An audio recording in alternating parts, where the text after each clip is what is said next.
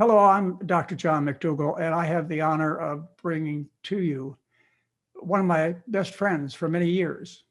As a matter of fact, I remember when we were on book tour together. He was promoting his book, and I was promoting my book. And I'd go into a bookstore, and I would notice that his book was face out. Of course, I had to change and turn my book face out. And, for many years, I followed this man all over the country and watch him change the world. Television shows, newspapers, and I'd have to say that he's been the strongest presence of this century and the last century, as far as well, you have, and I'd like you to meet Dr. Dean Ornish, and most of you don't really need an introduction, but I'd have to list you. And I did a whole newsletter on you, Dr. Dean Ornish. I did in honor of the things that you've done. I hope it properly honored you. And I've only done 5 of these, 6 of them. Henry Heimlich, Dennis Burkitt, Walter Kempner, Nathan Pritikin, and Kempner. So I would have to put you in some pretty high status there, because I know many of these people are your friends too, and your mentors also. So, you'll live in history, Dr. Dean Ornish. Deep bow to you, right back at you. Yeah, all right. And you have a new book out. It's called UnDo It. And I enjoyed looking through it and certainly got some new ideas. And when I read this, and this is what we're going to get to today, is you said that UnDo It is the approach we ought to take, hit the return button or the escape button, and just plain and simple undo it. Well, what I hope to get to is, can we push the same button and turn the climate around? But we'll get to that in just a couple of minutes. I'd like to know who were, in terms of medicine, I know you had a lot of influence in terms of religion and emotional and so on, but, it's to share in my field, I mentioned to you my 4 mentors. And I'd just like to know who your mentors were and who you think that the young doctors, and this is a problem, Dean, is that the young doctors think that they can just push us old timers aside, regardless of how much basic research they've done. And, I insist that who's ever going to challenge me understand what my mentors had to say. Do you have any people who stand out for you? Well, sure. I guess the person who probably had the most influence in my life, and certainly on my work, was an ecumenical spiritual teacher named Swami Satchidananda. And without going into all the details of it, that's how I got interested in this field to begin with. Was when I was 19, I was suicidally depressed. My parents decided to have a cocktail party for the Swami when he was passing through Dallas, because he'd helped my older sister. And I basically, he taught me that the basic elements of our work, eat well, whole foods, plant-based diet, low in fat and refined carbs, move more, moderate exercise, stress less, meditation and other stretching, breathing, meditation techniques, and love more, spending more time with your friends and family and loved ones and support groups and so on, really turned my life around. So for me, depression was my doorway into that. It also helped to teach me that when someone is suffering, when they're hurting, there's an opportunity for real transformation, because change is hard, and if you're in enough pain, the idea of changing becomes more appealing. And that's one of the reasons that I've spent the last 44 years of my life doing research, because to me, properly done, with the best collaborators and published in the leading peer-reviewed journals and so on, can help redefine what's possible for people, and thereby give, at this point, millions of people new hope and new choices that they didn't have before. And so, at the time that we began doing studies on heart disease, it was thought impossible. The best you could do would be to slow it down. It's ounce of prevention, pound of cure, as you've shown and others have shown. When you make bigger changes, you can only slow and stop the progression, but often even reverse it. And one of my other mentors was Alexander Leaf. When I went to did my medical training at Harvard and Mass General, he was the chief of the medical services at the Mass General at the time. What happened was I was a medical student at Baylor College of Medicine in Houston. I grew up in Texas. And did my first two studies when I was there. The first study I did when I was a second-year medical student, and I had been on Michael DeBakey's surgical service, the heart surgeon who was one of the inventors of bypass surgery, as you know. And he was a real tyrant in many ways. He was a mentor in a kind of in a negative way, in the sense that, he'd say, "What year are you, son?" I'd say, I'm beginning ending my second year of medical school. He goes, "Damn, it's going to be so much harder to bust you out of here with these weird ideas you have at this point. You've made it this far." And he was the kind of person who would stick your fingers and draw blood if you didn't move them fast enough out of the operating field, that kind of guy. Anyway, just to digress for a moment, he called me a couple of years ago. Hadn't heard from him in literally decades, 4 decades probably. And he said, "Hey, Dean, this is Mike DeBakey." And I reckon he had a very distinctive Louisiana accent. And I said, to what do I owe this honor? He goes, "Well, those weird ideas I used to give you such a hard time about when you were my medical student?" I said, "Oh, yeah, I remember very well." He goes, "That's what's kept me alive all these years." He said, "I'm 99 years old. I'm about to die. And I just thought you'd want to know that." He said, "My wife got interested in your work. And so, if you live long enough, you never know what might happen." But anyway, when I was a medical student, I decided to take off a year after doing my surgical rotation, because we'd cut people open, we bypass their clogged arteries, you tell them they were cured, and they go home, and all too often they do the same things that had caused the problem in the first place, eat junk food and smoke and not manage stress and not exercise. And then there were new bypasses would clog up and we cut them open again. I said, there's got to be a better way. So I went to these things called libraries that they used to have, and they had these things called books with, and journals, and, and dogs and cats and pigs and rabbits and monkeys, a lot of the work that, you people you mentioned earlier. I said, so why should you could cause them to get heart disease and you could reverse it. I said, why should people be any different? And everyone said, oh no, people are just different. I said, well, let's find out. And one of the nice things about being a medical student is you don't know enough to know what's really possible. You're not fully indoctrinated yet. So I took 10, the chief of medicine said he would donate the testing, and the chief of cardiology referred patients to us. So I took 10 men and women who had really bad heart disease, put them in a hotel for a month, and they got better. And they not only felt better, but 8 of the 10 patients showed improvement in their blood flow as measured by thallium scintigraphy, which at that time was a new test. It was also my first experience that when you're doing something that's really disruptive, that doesn't fit within the conventional wisdom, it's often met with a lot of resistance. And they said, well, how do you know they wouldn't have got better anyway? You didn't have a randomized control group. I said, well, that's true, but how often do you see patients getting better anyway? I said, well, that's beside the point, anyway. So then I went back to school, finished my MD, then did a second randomized trial, also about a month long, showed the same kinds of improvements. And I had heard that Dr. Leaf at Harvard was really interested in this kind of stuff. So I called him up and I said, hey, you want to come down and see what we're doing? And he later became my mentor, but he later confided in me. He thought it was like the most presumptuous thing that he'd ever experienced. This lowly medical student from Texas calling the god of medicine, the chief of cardiology, chief of medicine at Harvard, is like the top of the academic pinnacle. He just thought he was just so tickled that this guy was so presumptuous that he actually flew down and saw what we were doing, and then he heard the patient's stories, and he invited me to come and give medical grand rounds at Mass General. And I said, okay, sure. As you know, Grand Rounds is the big weekly conference. And I had no idea that at Harvard and Mass General, it's like no medical student had ever given Grand Rounds there before. It's like you have to be a full professor, it's like a really big deal. But the chief of medicine at Baylor, where I was a medical student, had trained at Mass General. So he knew. He said, well, you can't go up there. You'll embarrass me. I said, well, I don't want to embarrass you. He said, well, I said, let me do Grand Rounds at Baylor. And if I do okay, give me your blessing and I'll go. And if not, I won't. And so I did, and he did.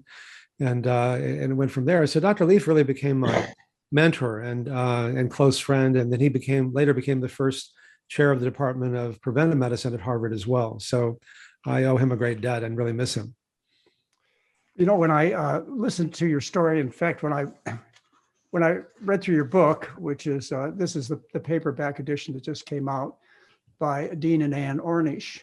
When I look through here, I noticed that what you're teaching now is pretty much what you discovered almost 45 years ago.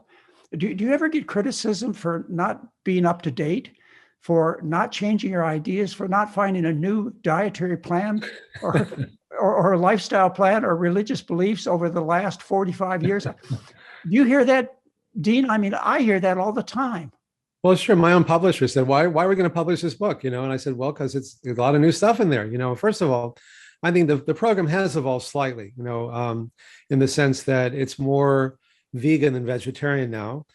We've added, Dr. Leaf was one of the first people in the country to recommend omega-3 fatty acids, but of course you can get those from algae based. They don't have to, the fish get them from the algae anyway.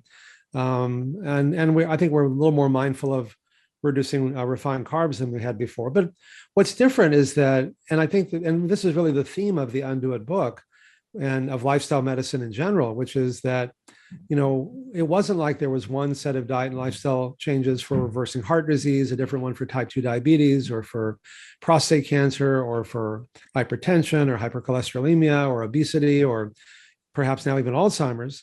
It was the same for all of these. And I was thinking like, well, why is that? With all this interest in personalized medicine and all of that, why is it these same lifestyle changes have such far-reaching implications and applications? And it just came to me like in a kind of in a flash of like obvious, like the blinding flash of the obvious, I think is the term, that the reason why is that these diseases are really not so different from each other. I was trained like you were to view heart disease and diabetes and prostate cancer and so on as being fundamentally different diseases, different diagnoses, and different treatments.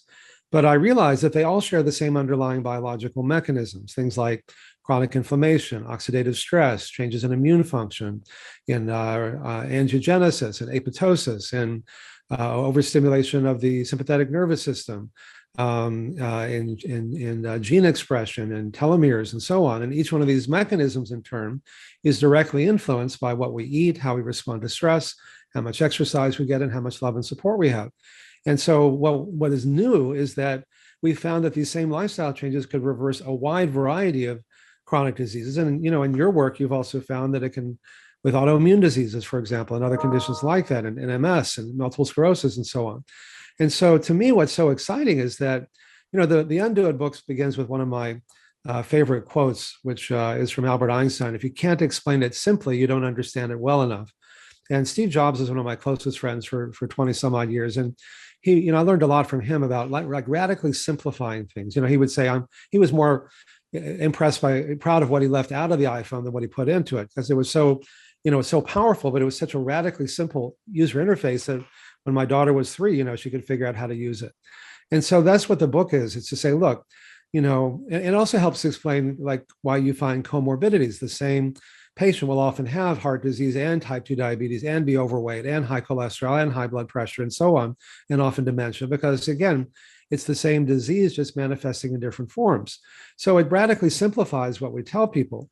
But the biggest obstacle I found, and I imagine you as well from our prior discussions, is that people think, oh, diet and lifestyle, that's kind of boring. How powerful could that be? It's got to be a new drug, a new laser, something really device, a surgical procedure, something really high tech and expensive. And I think our work, I think our unique contribution has been to use these very high-tech, expensive, state-of-the-art scientific measures to prove how powerful these very simple and low-tech and low-cost interventions can be. It also helps explain what Colin Campbell and others found with the China study, for example, or other epidemiological studies where entire countries had very low rates of all of these different conditions, and then they start to eat like us and live like us, and now all too often die like us. It's just a grand experiment in a negative way on a global scale. And then, as you've talked about, what's good for you is good for the planet. What's personally sustainable is globally sustainable. My son is an accomplished musician, and one of his favorite indie bands is called Wolfpack. And the frontman of it is a guy who's a vegan. And so we went to see them perform about 3 years ago at the Greek Theater at University of California, Berkeley. And there were like 20,000 screaming millennials there. And we went backstage to say hello. And he said, hey, in my concerts, I usually spend about 15 minutes talking about why I'm a vegan, and I often cite your work. And since you're here, why don't you go out and talk about it during the concert? I said, what, you want me to go out in the middle of your concert and talk about why people should eat a plant-based diet? He goes, yeah. So I did. And for like 15 minutes, I was cool to my son. That's about how long it lasted. But, for 15 minutes there, I was pretty cool. And I didn't talk about heart disease and diabetes and prostate cancer to a group of, 20 and 21-year-olds. I talked about, how overwhelming it can feel. Like, what can I do as one person to make a difference when things seem so out of control in the world with global warming or these wildfires that, destroyed your home, or feeding the hungry, or the deforestation of the Amazon, or 13 billion, sentient beings that get suffer and killed every year. Like, what can I do as one person to make a difference? And well, it turns out something as primal as what you put in your mouth every day can actually affect all of those things. That global warming, as you know, more global warming is caused by livestock consumption than all forms of transportation combined. It takes 14 times more resources to make a pound of meat-based protein than plant-based protein. So if enough people moved and ate more of a plant-based diet, no one need go hungry. I went on the board of directors of the San Francisco Food Bank several years ago when I learned that 1 out of 5 kids in the San Francisco Bay Area goes to bed hungry every night, despite all the affluence. It's not like there's not enough food. It's just a misallocation because so much of it goes to feed animals, to be slaughtered rather than to people. The deforestation of the Amazon, as you know, is mostly to clear cut land to graze cattle for meat. And, the 13 billion animals that spend their whole life in a pen and then end up getting slaughtered, if that's all you have to eat, then that's what you should do. But with all this abundance of fruits and vegetables and so on, you don't have to be a vegan, but just have a meatless Monday. To the degree you move in that direction, it imbues those choices with meaning. And if it's meaningful, I find that it's sustainable. And of course, if it's pleasurable, it's sustainable. And as you know, because these biological mechanisms we've been talking about are so dynamic, most people feel so much better so quickly when they begin making these changes. It reframes the whole reason for making changes in diet and lifestyle from fear of dying or fear of a heart attack or stroke or something really bad happening, which is not sustainable, to joy and pleasure and love and feeling good, which really are. Well, how do we make sustainable and pleasurable our relationship with global warming and diet? Because that's the big challenge. You as a father and me as a grandfather, my focus of attention is on their future. So is there a way of translating what we discovered in terms of chronic diseases to saving the planet? You mentioned COVID, and we wanted to discuss that in relationship to diet also. How do you do this? Well, I think that, first of all, I think with any parent, whatever your political persuasion, would jump in front of a train for their kid. If they had to push their kid out of the train's path and they knew they were going to get hit, they'd do it in a heartbeat. I know you would, right? For your kids or your grandkids. So I think if we can really stop tuning out things that are so, I used to get into friendly arguments with Al Gore when An Inconvenient Truth came out, because I said, Al, it's an incredible, and Lawrence Bender, who made the film, is a good friend of mine. And I said, it's an incredible film for raising awareness, but people can it's like when someone has a heart attack, they'll do pretty much anything that you tell them for like a month or two, and then they stop doing it because it's just too scary to think that something life-threatening like a heart attack may happen. Because, we all know we're going to die. The mortality rate is still 100%. It's 1 per person. But we don't think about it most of the time because it's too overwhelmingly scary. It's like, what does death mean for people? What does non-existence mean? So we generally just tune it out just so we can get through the day, unless something really bad happens. So An Inconvenient Truth was great because it really raised people's awareness and shocked them, but then people started to tune it out. Like it's just too overwhelming. Like, what can I do again as one person? So if we start to talk about, our kids, and our grandkids, and what kind of planet are we going to leave them? And also just the idea of what really brings meaning into our lives. When I was so suicidally depressed that I mentioned earlier, it was because I could take all the meaning out of everything. So what, big deal, who cares? Nothing matters. Why bother? And I think that's really one of the great pandemics of our time right now. It's not just COVID or heart disease or diabetes. It's loneliness and depression and isolation, in part because of the breakdown of the social networks that used to give people a sense of love and connection and community, which we can talk more about. But the idea is that I learned that I could also put meaning back into my life. I could take all the meaning out, but I could also put it back in. And one of the ways of imbuing meaning into our lives is to choose not to do certain things, as crazy as that may sound. I think all religions, all spiritual paths pretty much have different dietary guidelines, and they're often in conflict with each other. One, you can eat this, but not that, or certain days of the week, or certain times of the day, or certain months of the year, whatever. Is God confused? I don't know, but what I do know is that whatever the intrinsic benefit is of eating or not eating certain foods, just the act of choosing not to eat certain foods, for example, imbues those choices with meaning. And if they're meaningful, then they're sustainable. Or choosing to be in a committed monogamous relationship in marriage, is that the ball and chain? Well, it can be. Or is it, I'm choosing just to be with one person, like my wife and I are in a committed monogamous relationship since we've been lovers. Why? Because you can only be intimate with someone to the degree you can open your heart and be vulnerable to them. And you can only do that to the degree you feel safe, because, we've all been hurt. And so when you open your heart, the heart goes, hey, it's not safe, better not do that. But if you're totally committed to someone, and the commitment actually is not binary, it's like the longer, we just celebrated our 16-year anniversary. The longer we're together, the more the heart opens. And the more the heart opens, the more intimate it is. The more intimate it is, the more meaningful, the more erotic, the more pleasurable, the more fun, the more joyful, the more playful it is. All the good things that you really want in a relationship. And so what you gain is so much more than what you give up. And particularly the sense of meaning that comes from that. That's really, to me, what makes things sustainable. So I think our challenge here, and I love that you've been really trying to bring this, to me, awareness is always the first step in healing, whether it's personal or planetary.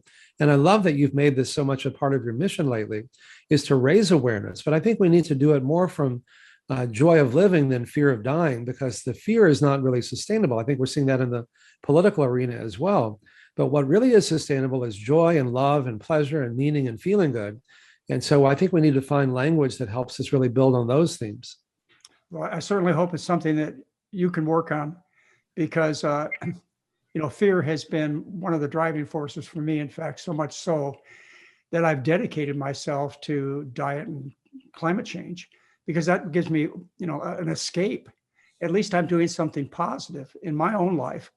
But we really need to transfer that to 7 billion people to make them feel good about saving the planet, which means changing our diet. Can we make 7 billion people, or maybe half of them, vegan or near vegan? The Eat Lancet Commission said, well, they've made a couple of statements. The Eat Lancet Commission, of course, being the most respected authority on diet and climate change, they said that if you switch from a Western diet to a vegan diet, you can reduce your global warming gas production personally, individually, by somewhere between 50%. That's what they said one time. And they also said you can reduce it by 80%. So, the power's there. How do we get the people to understand this? Do we go to politicians like you've done so often, to insurance companies, write books, give speeches? I mean, you're doing all these things, but can you give me a little direction so I can teach people pleasure and sustainability? Yeah, well, at first, I love what you're doing. And of course, the wildfires are also another, example of that, which you unfortunately have personally experienced. And I think that if we can help people connect the dots between what they do and what's happening to them, that to me is why I do research, is to raise awareness. Awareness, whether it's individually or planetary, is to me the first step in healing. Research is a powerful way of raising awareness. Your show is another way. I mean, I try to, find the leverage points, as you've talked about. One of the things that I love, the Game Changers film that Luis Hoyos did, because it really made it clear to people that, it's the same thing what Elon Musk did with Teslas, that before it was like, okay, you have the wimpy, Prius or the manly Ferrari, who are you? Are you the wimp? Or are you the man, And now my Tesla goes faster than a Ferrari and has zero emissions. That's the kind of thing that I think we need to really focus on, to make it fun and cool and sexy and hip and convenient for people to eat and live more healthily. That's why I think the Game Changers film was in that same spirit, where, it showed that, athletes could raise their game by eating a plant-based diet and become, really macho people, win the mixed martial artist national champion. Don't fuck with me. I'm a vegan. Or Dotsie Bausch, winning an Olympic medal at the age of almost 40 in bicycling. Cycling, which is one of the most demanding sports, or the Tennessee Titans winning their first Super Bowl after going on a plant-based diet, most of them, And I love the scene there with the three guys who are the athletes in their mid-20s, and they feed them a single meat-based meal, and then they measure the frequency and hardness of erections they have at night when they sleep. And they did a single plant-based meal. I think it was a Beyond Meat meal. And they did the same thing. And they found they had 300 to 500%, all three guys, 300 to 500% more frequent erections and 10 to 15% harder erections after a single plant-based meal than after a meat-based meal. The film crew apparently went on a plant-based diet after shooting that scene, just to show you how powerful those messages are. Because then it takes it out of the realm of like, the finger wagging, Nurse Ratched, I'm sure, we all get accused of that at times, you're bad. The whole language of diet especially has this kind of fascist moralistic, Nurse Ratched quality. Once you call foods good or bad, it's a very small step to saying I'm a bad person because I ate bad food, and might as well finish the cheeseburger at that point because you're a bad person. I cheated on my diet. All these kind of moralistic, judgmental words.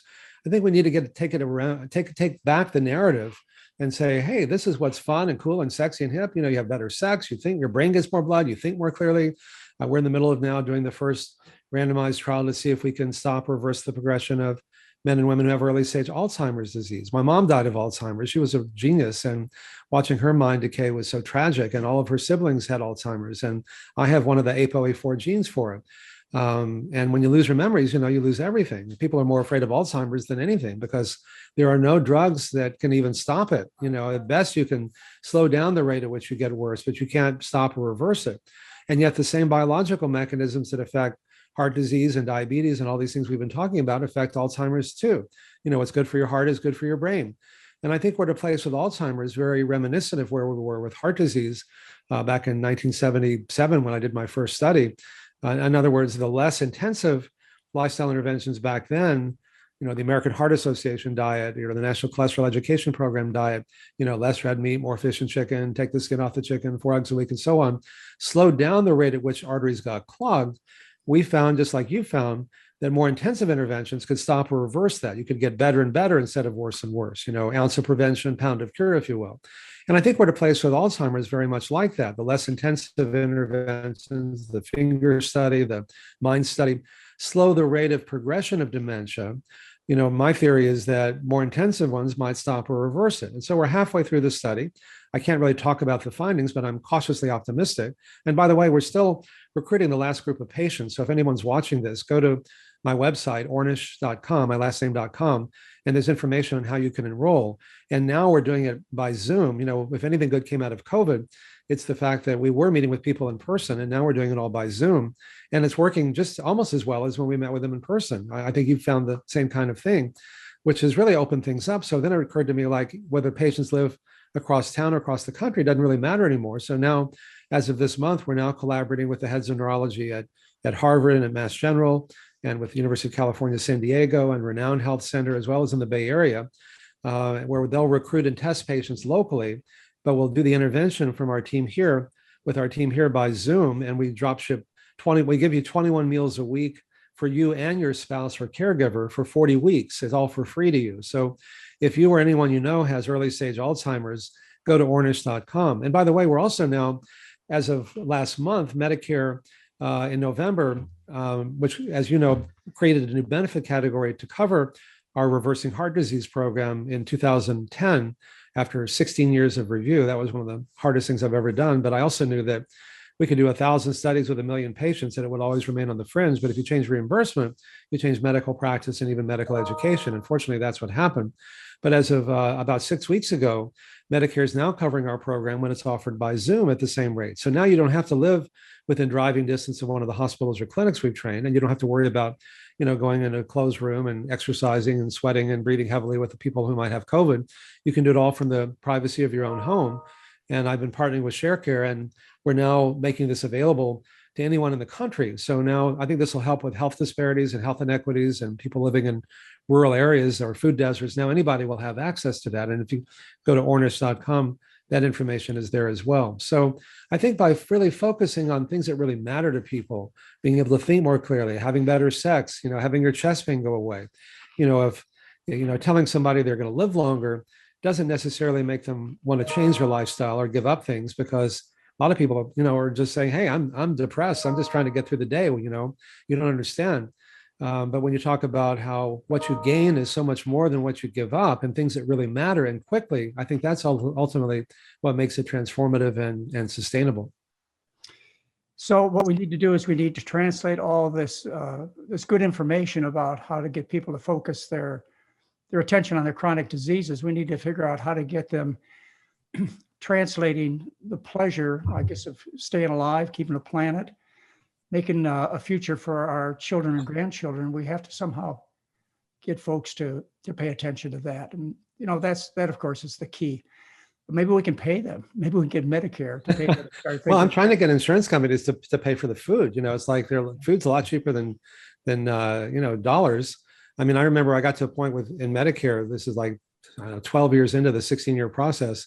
And the then head of Medicare at the time said, look, we'll consider covering it, but you have to get a letter from the head of the National Heart, Lung, and Blood Institute of the National Institutes of Health that it's safe for older people to walk, meditate, eat vegetables, love more, and quit smoking. I said, you must be joking. And he said, no, they were paying $100 billion a year at the time for stents and angioplasties that have since been shown in a number of randomized trials and stable, when people are stable, which is most of whom were getting them, that they're dangerous, invasive, expensive, and largely ineffective. They would pay for those, but these high-risk behaviors were more of a challenge.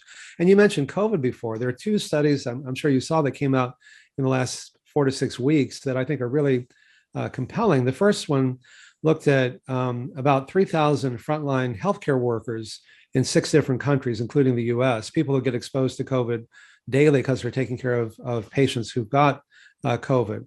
And those that followed a healthy, whole foods, plant-based diet like you and I would recommend were 73% less likely to develop moderate to severe COVID.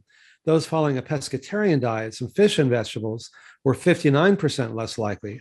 But those who were following an Atkins, paleo, keto, high animal protein, high fat diets were 400% more likely to get moderate to severe COVID.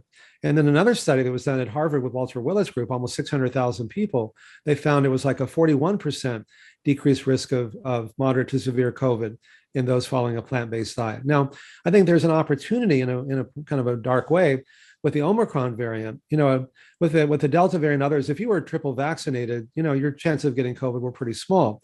But now, even if you're triple vaccinated, there's only about 78 to 80% protection. And so people are looking for other ways of boosting their immune system that go beyond the things everyone should be doing, wearing masks and being vaccinated and social distancing and so on. But the social distancing itself can cause problems because we know that people who are lonely and depressed are many times more likely to get sick and die prematurely from pretty much all diseases, including but not limited to COVID. There was a study that Sheldon Cohen did years ago where I don't know how he got people to volunteer for this. He did pay them, but he couldn't pay me enough to do this. But they dripped rhinovirus, the cold that causes the common cold, into everyone's nose. In another study, they dripped a variant of the coronavirus, not the COVID-19, but a cousin of that. And 100% of the people got infected, but not everyone who got infected developed the signs and symptoms of being sick. And they found that those that had what they called 6 or more, what he called social contacts, in other words, a visit from a friend, a phone call, a Zoom call, even a letter or an email, those that had 6 or more of those over a 2-week period, compared to those that had 2 or fewer, were 4.2 times less likely to get sick, to develop the signs and symptoms of a cold, even though 100% of them were infected. So we know that, with all the efforts to avoid exposure to the coronavirus, that the Omicron variant is so infective, it may be impossible, eventually when we all end up getting infected, but despite our best efforts. But I think there's a real receptivity for people to understand that loving more, spending more time with your friends and families and reaching out and having a phone call or an email or a Zoom call or whatever, and eating a plant-based diet, even if you get infected, may help to really mitigate the severity of the symptoms. And many people may end up being even asymptomatic.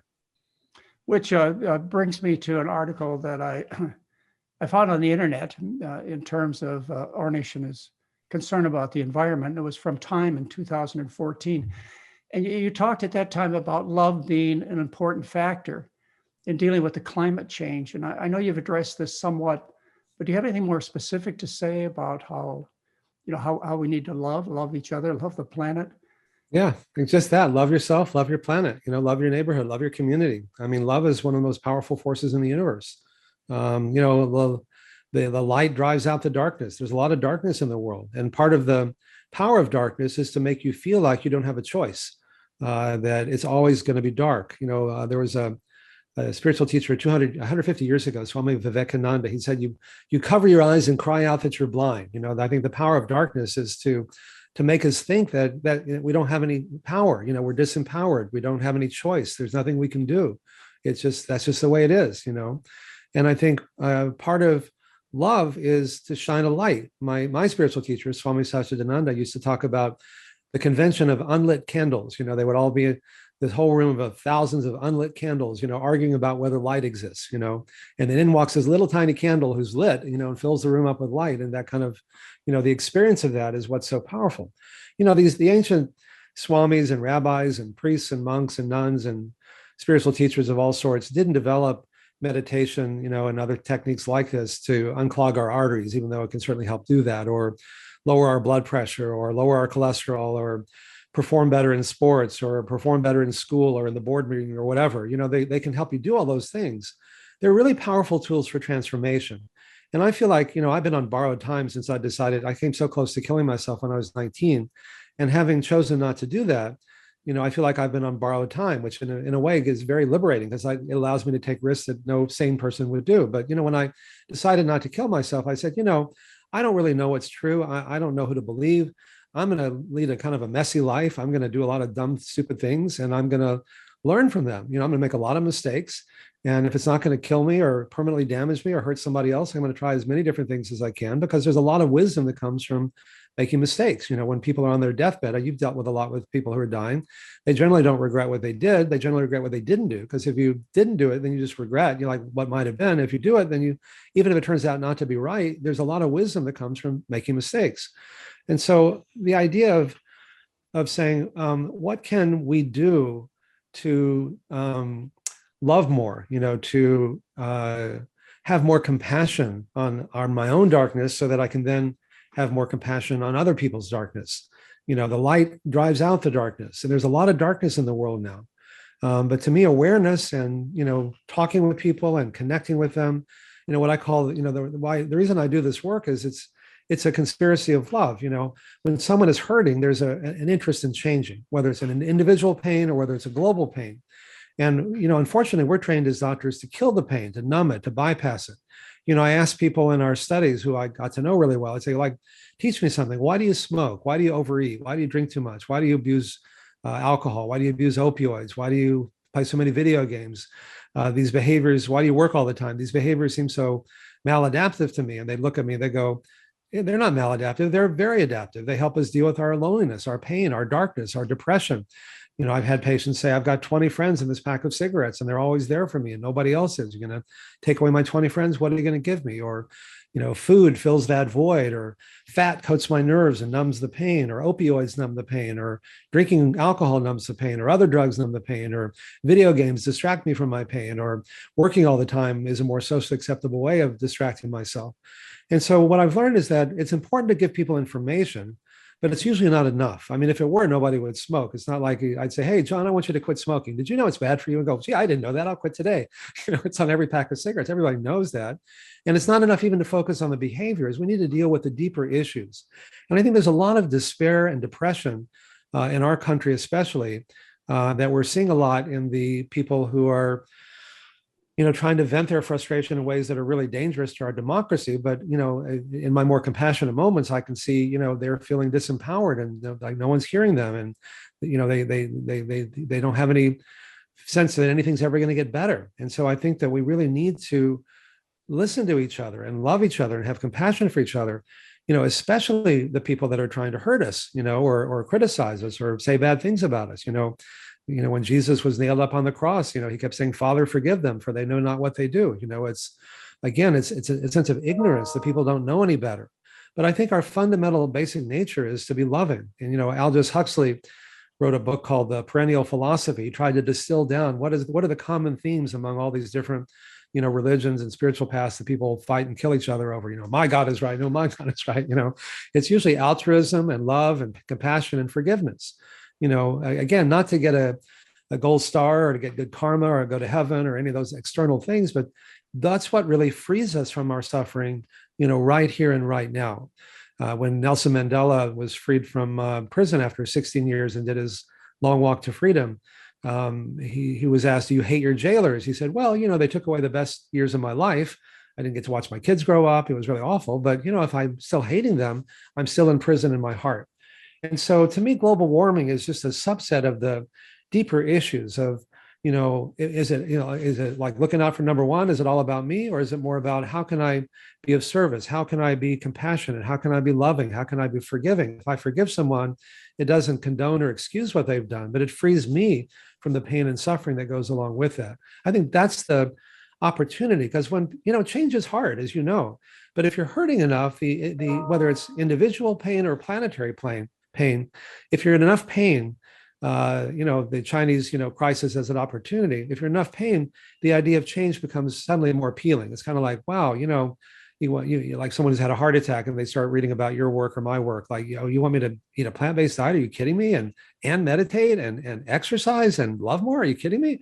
But I don't know. I'm in so much pain. I get pain every time I walk across the street. I can't make love with my spouse. I can't play with my kids. I can't walk up the stairs. All right, let me give this weird stuff a try. The research, in a sense, gives them permission to try things that they might not otherwise try. And the pain is the motivator for that. And then because these biological mechanisms are so dynamic, most people, as you know from your experience and your pioneering work, the pain tends to go away very quickly. And suddenly now they can do all those things. And they say, okay, I may not live a day longer, but what I gain, I feel so much better. What I gain is so much more than what I give up. These are choices worth making. That's what makes them sustainable. And because these biological mechanisms are so dynamic, you can feel better in a few days to certainly a few weeks. And I think that's true for the planet as well, that I don't think we've passed the point of return, that just as our bodies have this remarkable capacity to begin healing, I think our planet does as well. We are approaching that point. I don't think we're there yet, but I think, again, if we can help raise awareness and show that these are things that ultimately that what we gain is more than what we give up, that it's actually good for business. It's not bad. They're false equivalences, what's good for you, if it's help the planet, it's going to be too expensive, or it's going to hurt business. In fact, it's just the opposite. So that's, in my limited understanding, what I'm learning. Well, my guest is Dr. Dean Ornish, and part of the reason we're here today is to discuss the release of his paperback edition by Dr. Dean and Ann Ornish, and it's available in bookstores and Amazon, of course. You've made some changes. I think I've heard you say just in this interview that you've changed your focus on seafood to really being concerned about the oceans. And I heard you drive a Tesla, which I'm very pleased to know. Had one since 2013, actually, one of the first ones. Yeah. So you've changed in your personal life, but whether we recycle or we drive a hybrid car or a Tesla or so on, people are out there asking, what else can I do? And they don't understand the power that they have in terms of reducing the impact of damage on our planet just by changing their diet. You have a lot of influence, Dr. Dean Ornish. You are a mover and a shaker. You know important people all over the planet. Say you were Surgeon General of planet Earth. What are the things that you would do to stop this? You have 2 kids. I have 7 grandkids. There's nothing more important than stopping what's going on. So you have the power to do it. What are you going to ask us to do? Well, I might have been Surgeon General if Hillary had won, but that's another story. But I've thought a lot about this. And what I would do is what I'm doing now, which is, the power of darkness is to make you think you don't have a choice, that you're disempowered. That's what gives it its power, that the light drives out the darkness. And so we each need to find that light within us and to shine as brightly as we can and to talk with people and let people know. And by our example, none of us is perfect, but to have compassion on our own weaknesses, our own mistakes, our own darkness. And then, to the degree I can have compassion on my own limitations, my own darkness, I can have compassion on other people's darkness. And that frees both of us. Instead of getting into this, us versus them, I think our country is more polarized than ever. We're on the brink of a civil war. I'm as concerned about that as I am about global warming and the rise of autocracy. And when people are scared, they sometimes look to, a powerful, dictator to provide a sense of order and safety. There's a lot of fear in the world now.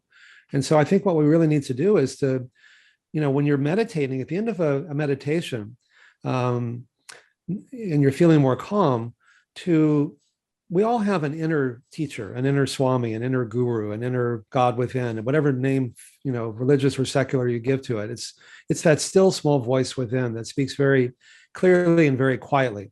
The one that wakes me up at 3 a.m. and says, "Hey, Dean, listen up, pay attention. You're not doing something that's in your best interest." And I've learned to, at the end of a meditation, when my mind is more quiet, first of all, to remind myself that the meditation didn't bring me a sense of peace and well-being, that it's our nature, with few exceptions, our nature to be healthy and happy, that it's our nature to be that way. And not being mindful of that, we often think, gosh, if only I had more money or more power, or more sex or more beauty or more accomplishment or whatever, then I'd be happy. Then people would love me. Then I wouldn't feel so lonely. Then everything would be good.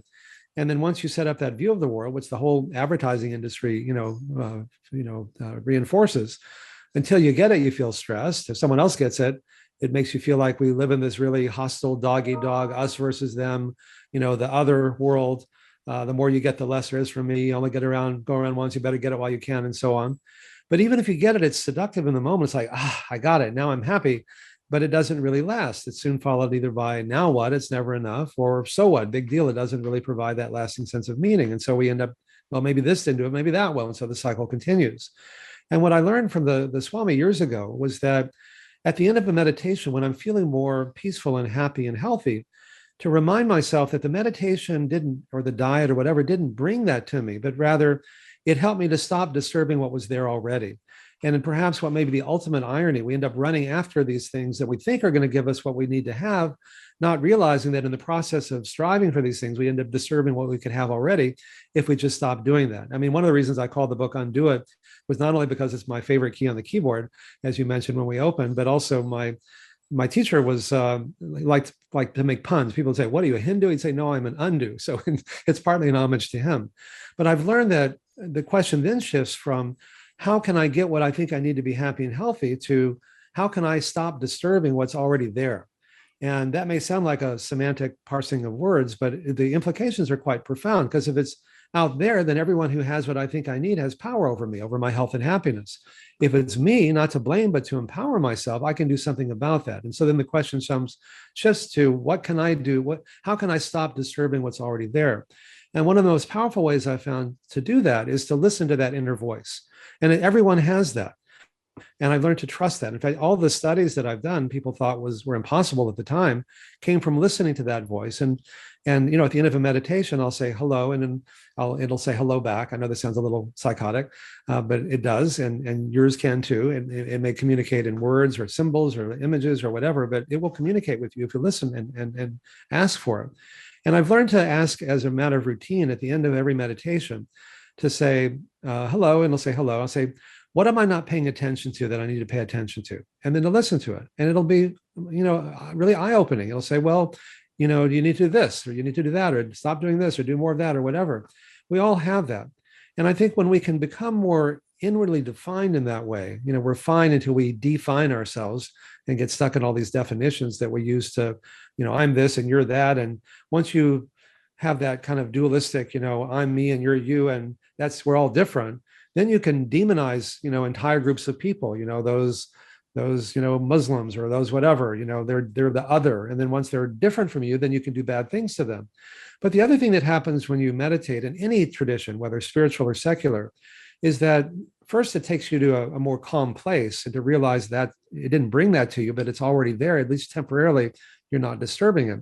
But if you take it even deeper, it takes you to a non-dual place, a place that on one level we're separate, you're you and I'm me, but on another level we're not. We're all different incarnations, different forms of the same whatever you want to name. Even to give it a name is to limit what's essentially an ineffable and infinite experience. And when you have that kind of double vision, it's kind of like when you go to an old style movie theater and the light goes through the film, and then it projects all these different dramas on the screen, but there's still this one light behind it. Having that double vision, if you just forget about the light, then you get lost in the movie, as opposed to kind of having more of a sense of equanimity, because you can see that on one level we're separate, on another level we're not. And to me, that's really where compassion really comes from, to say that yes, on one level we're separate, we're different, but there is no other. It's just all us. And then when we can come from that place, then suddenly the idea of dealing with global warming, it's all us, or dealing with cruelty to other people or to animals or to whatever, or realizing that we are covering our eyes and crying out that we're blind, that the darkness is only there until we shine a light on that. We don't have to, and we remove the obstacles to being able to see clearly. To me, in my limited understanding, that's where, if we can help people have those experiences, and to use, for example, our sacred roles as physicians and healers, to not just be technicians, but to healers, and help people use the experience of suffering as a doorway, as a catalyst for truly transforming their lives. I can't tell you how many people have told me, and I'm sure they've told you, having a heart attack was the best thing that ever happened to me. I mean, haven't people told you that before? And you say, what are you, the first time they told me that, I said, like, what are you, nuts? And they say, no, that's what it took to get my attention to begin making these changes that have made my life so much more joyful and meaningful and ecstatic that I never might have done otherwise. And so, Leonard Cohen used to write, the cracks are what let the light in, or my dear friend Rachel Remen said, our wounds are our windows to transformation. And so, again, change is hard, but if we're in enough pain, whether it's individually or planetary or both, we can use that as a doorway for truly transforming our lives. And it's not too late.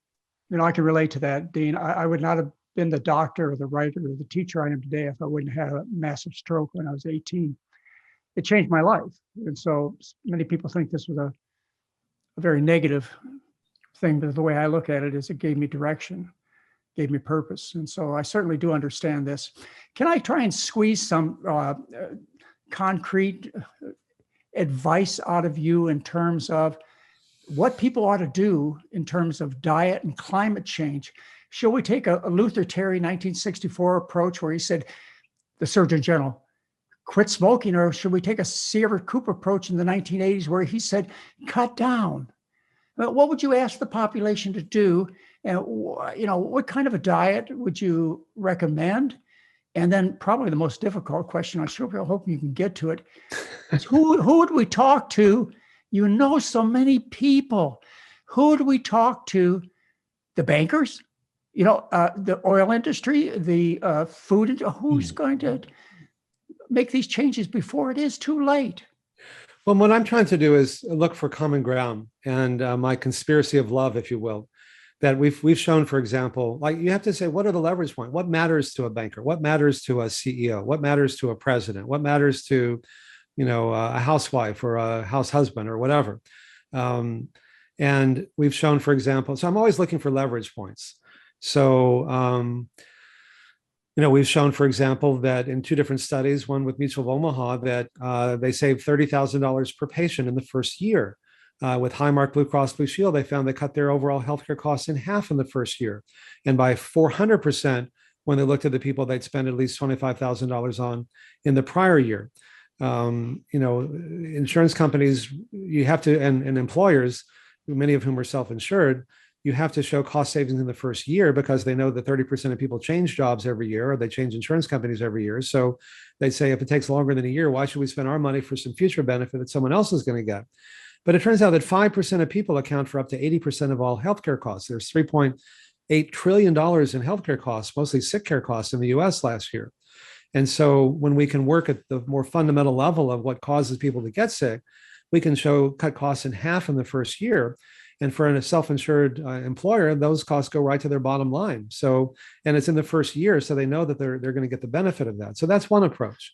With big food companies, in 1999, I got a lot of flack for working with the CEO of McDonald's, that we're able to get them to put salads on the menu. I figure they've got 43 million customers a day. That's a lot of cheeseburgers, but I said, you've got some families where one person doesn't want to eat meat, and that's called the veto vote. So you're going to lose the whole family, and you're going to be like big tobacco. You've got nothing healthy on the menu. Why don't you put some salads on the menu? And then you could say, we're offering this spectrum of choices. And so they did, unfortunately, and they were actually pretty good. But then it turns out that because of the perverse subsidies in the agriculture bill, that the meat is subsidized and the healthy things are not. So the salad was $5.95, the burger was 99 cents. And so if you're on a fixed income, you get more calories for your dollar by eating junk food, because it's subsidized and it doesn't price into the real cost of society. So then you and I actually went to Washington, remember, when they were doing the food bill, the agriculture bill, just trying to work on that level. I've generally found there are two general basic strategies that work in terms of whether it's individual change or social change. And one is small gradual changes that you alluded to earlier. And that's what most people think. But the other is kind of counterintuitive, which is when you know this from your work, when you make big changes on a lot of things all at the same time, sometimes that's easier, even though people say, other doctors say, gosh, I can't even get my patients to take their statins. That's just taking a pill once a day, and usually someone else pays for it, and they have benefit, and yet only a third of people are taking them after just 6 months. Why is that? Well, because they don't make you feel better, but the lifestyle changes do. And when you make big changes, one of the things we found in all of our studies was that the more you change your lifestyle, the more you improve both in how you feel and in terms of every metric that we look at. So paradoxically, when you make big changes in a lot of things, eat well, move more, stress less, love more, most people feel so much better so quickly. It reframes the reason for change again from fear of dying to joy of living. They go, oh yeah, what I gain is so much more than what I give up. I can think more clearly. My brain's getting more blood. I look younger. I'm 96. I think I look pretty. No, just kidding.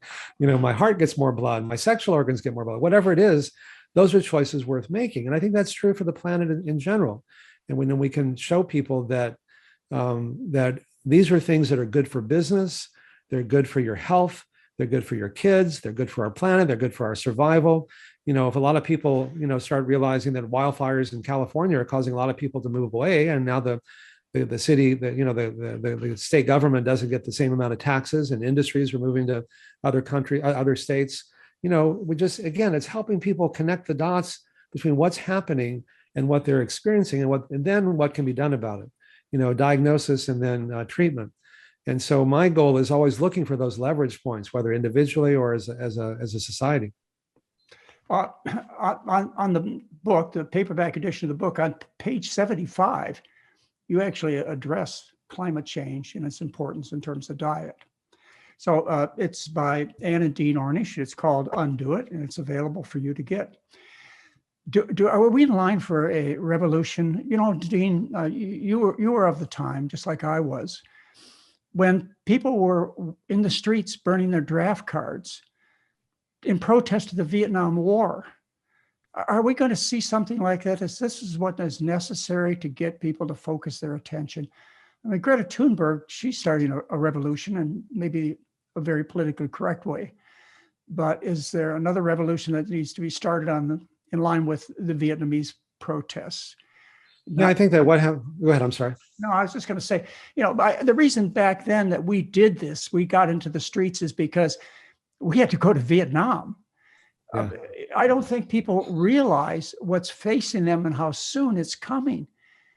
A revolution, in my mind, is long overdue.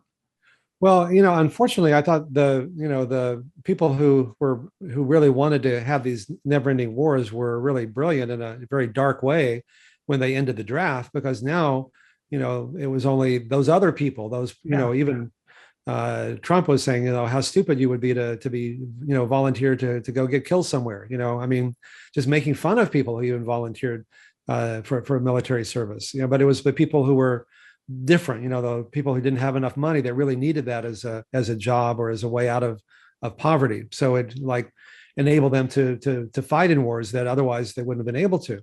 And I think we need something similar now in terms of people. I mean, I'm really concerned about the rise of autocracy and losing our democracy. I think we're at a very critical place in our world right now, and people are just worn out, from COVID, from just and unfortunately, what I'm even more concerned about is there's an old saying: you're entitled to your opinions, but not your facts. Before there were, ABC, NBC, CBS, everybody watched Walter Cronkite. We're both old enough to remember that. There was a shared reality. Now people are in their bubbles. One group is watching Fox, one group is watching MSNBC, or, they're all parsed out in these different groups on Facebook. And so people are getting a very deliberately misguided and misinformed view of reality. There are people out there who are very dark and who are deliberately trying to distort the very nature of reality, so that and then people start to think, gosh, I'm fighting to save my culture, so anything's fair game. It doesn't matter what we do or what happens. We're moving towards a civil war because of the lack of a shared consensus about what reality even is. And you see that with global warming, but we see this in some of the basic, most fundamental tenets of our democracy. That's what keeps me up at night every day. And so I think, getting back to, what I'm encouraging the politicians that I know is, get back to there used to be a law that, the Fair Practices Law, that, you had to give equal time to opposing points of view, as opposed to, this relentless droning of repeating, lies over and over again. So people begin to think that they're really true. I think the issues around getting people mobilized for addressing global warming are a subset of this much bigger issue about getting a consensus about what the nature of reality really is, and what really are facts and what really aren't. And once we can at least share what the facts are, then I think what flows naturally out of that. And whether this ends up with people in the streets, if abortion rights are ended, I think a lot of people are going to end up in the streets. If we end up having losing voting rights, and there are some states now that even if you vote for someone and they realize that you vote for someone, the electors can still say we're still going to vote for the other guy. I mean, the very nature of our democracy is under siege right now. And so I think the global warming is just a subset of this much bigger issue of how can we really get back to what really is real and what facts are really factual, and to kind of cut through the lies that are repeated over and over again to the point that people actually believe them. Yeah, that's the problem, is to get people to understand the shared truth. Getting back to how we started this conversation is 45 years later, you're still teaching the same thing. And the reason is, Dean, is because the truth don't change.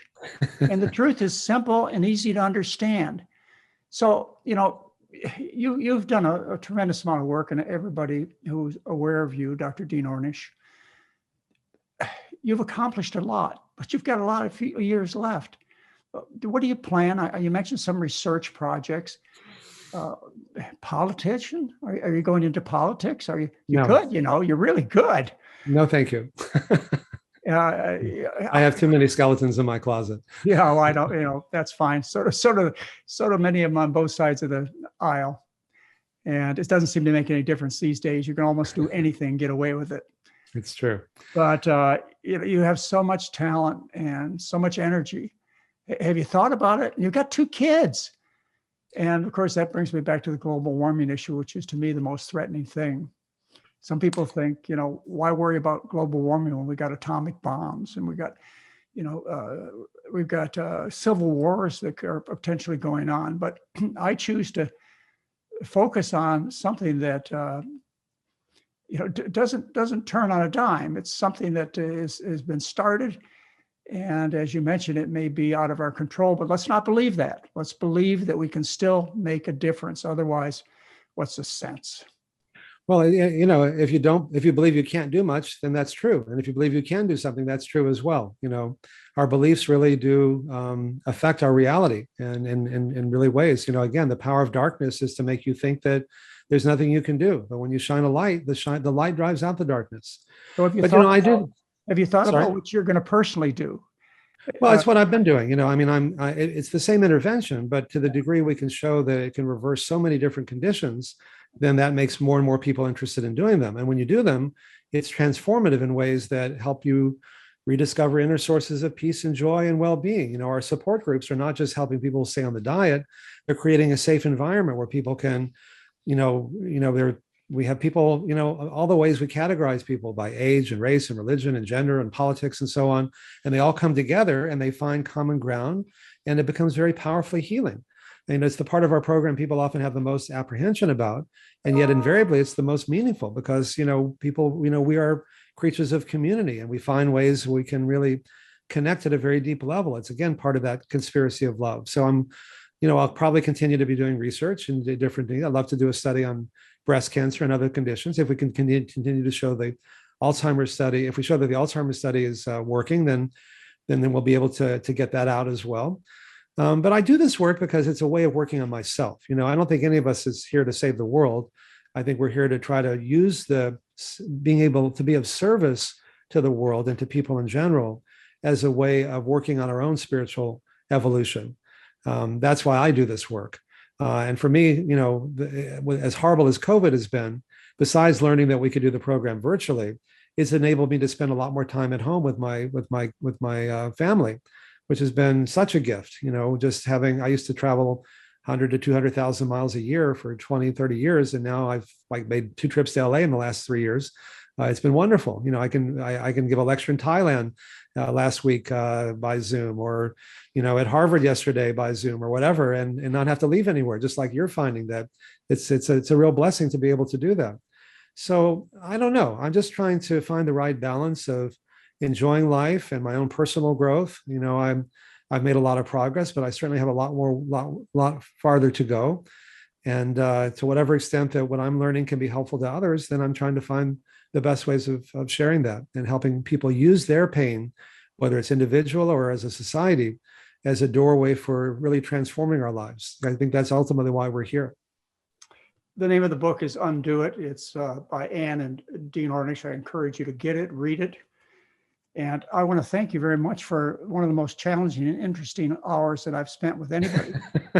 Well, you're my dear friend, and we've been working in parallel for decades together. You're my brother from another mother, in the sense of, we've all had our challenges in doing this work. But that's, again, my teacher used to say, the reason they build temples on hills with lots of steps is that you appreciate it so much more when you get there. So the fact that work is hard is part of what makes it meaningful, and nobody understands that better than you. Well, thank you, Dr. Dean Ornish. It's, as I say, I couldn't say it enough times. It's been a great hour together. Thank you so much. All the best. Much love. Bye-bye.